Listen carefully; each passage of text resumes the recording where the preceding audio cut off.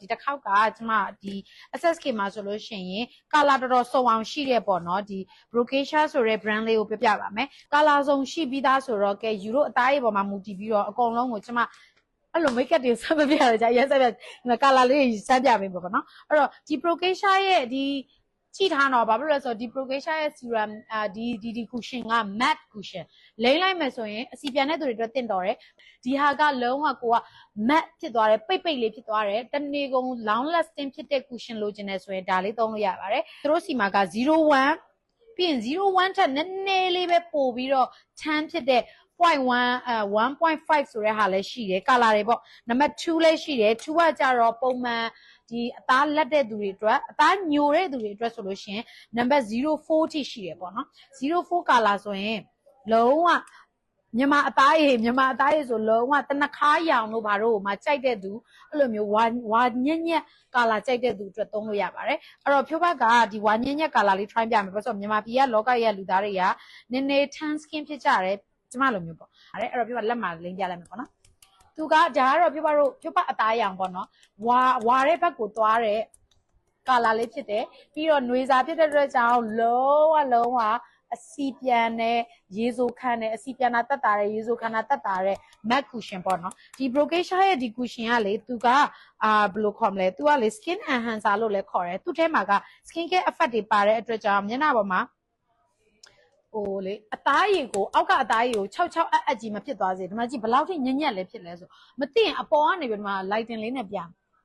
မှာကြည့်အပေါ်ကနေပြီးတော့ powder တစ်ထပ်ပုတ်ထားပြီးသားလို့ခံစားလောက်တဲ့အထိကိုညံ့ညက်လေးဖြစ်တာနောက်တစ်ခုအခုဆိုပြပသုံးလိုက်ပြီဆိုဒါဒီ color အရင်ကြိုက်တယ်ဒါနံပါတ်04 color ပါအသားရောင်နဲ့ကွက်တိဖြစ်မှာဖြစ်ပါတယ်အခုကဒါဖြိုးပဆိုလို့ရှိရင်ဒီ color သုံးမှာပေါ့နော်ဒီဟာကနံပါတ်04ပါโอเคအဲ့တော့ဖြိုးပအခုလိမ့်ပြီးသွားတဲ့အချိန်မှာ तू က matte finish ဖြစ်တဲ့အတွက်ကြောင့်သားပေါ်မှာဟိုပြောင်ကြီးမဖြစ်နေဘူးအဲ့အတွက်ကြောင့်ကိုကလေဟို powder တွေဘာတွေအပေါ်ကနေထပ်ပြီးတော့ပို့ရတာမကြိုက်တဲ့သူတွေကူရှင်တစ်မျိုးတည်းလိမ့်ကျင်တယ်အပေါ်ပြီးရင် cream ပါနီလေးတွေလိမ့်ကျင်တယ်တို့အဲ့လိုမျိုးညီမလေးတွေအတွက်ဆိုအဆင်ပြေတယ်လို့နွေရာသီရေကစားမဲ့သူတွေအတွက်ဆိုလို့ရှိရင်လဲ waterproof ဖြစ်တဲ့အတွက်ဒါကဟိုဒီ Brocasia ရဲ့ဒီ serum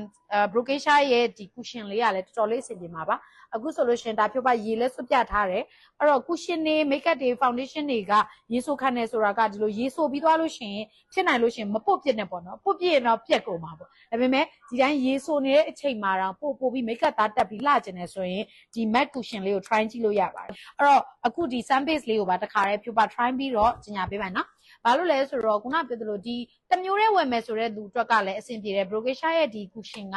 SPF ပါတယ်ပေါ့နော် SPF 50 PA+ လေးလုံးတောင်ပါတဲ့အတွက်ကြောင့် sunscreen တစ်မျိုးတည်းနဲ့တင်မျက်နှာအသားရည်ကိုနေလောင်လဲကာမယ်လှလဲလှကျင်တယ်နွေရာသီမှာကမြင်းတိရောထကြမယ်ဆိုလို့ရှင်သုံးလို့ရတယ်အဲ့ဒါအပြင်ကိုမှပြပတို့ကပို့ပြီးတော့ makeup သားကိုပို့ပြီးတော့တက်ချင်တယ်makeup သားကိုတနေ့ကုန်မပြတ်ဖဲနဲ့ကြာခံစေချင်တယ်ဆိုရင်တော့ဒီ Brocasia မှာသူတို့ရဲ့ထုံးတဲ့ sun base ရှိရပေါ့နော်ဒါကဘယ်လိုလဲဆိုတော့ makeup base နဲ့ sunscreen ကိုရောထားတာပါဒါလေးပေါ့အဲ့တော့ဒီဟာကကြတော့သူကလေအသားရည်ကိုကတင်းတိတ်ရှိတဲ့မမတွေသုံးလို့ရတာဖြစ်ပါတယ်တင်းတိတ်ရေးလေးထွက်နေပြီအမမဟုတ်ဒီမျက်နှာနားလေးတွေမှာအမဲဆက်လေးတွေမှဲ့ကြောက်လေးတွေစတိုက်ထွက်နေတဲ့သူတွေ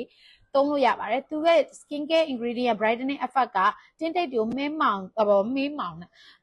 သွားစေတဲ့အပြင်ကိုကတင်းတိတ်ရှိတဲ့သူဒါပေမဲ့နေလောင်လဲကာကျင်တယ် makeup သားလေးလည်းတက်ချင်တယ်ဆိုရင်ဒါလေးသုံးလို့ရတယ်သူ့ရဲ့ color လေးကတော့ထုံးနှက်ဖြစ်တဲ့အတွက်ကြောင့် peach color လေးပေါ့နော်ပြီးရင်ဖြန့်လိမ့်လိုက်မယ်ဆိုလို့ရှိရင်ပြောတော့မျက်နှာပေါ်မှာအသားညစ်နေတဲ့သူတွေကချက်ချင်းဝင်းပြီးတော့တက်သွားမှာအဓိကအဲ့လိုမျိုးတင်းတိတ်ရှိတဲ့သူတွေဆိုတာကသူတို့မျက်နှာရဲ့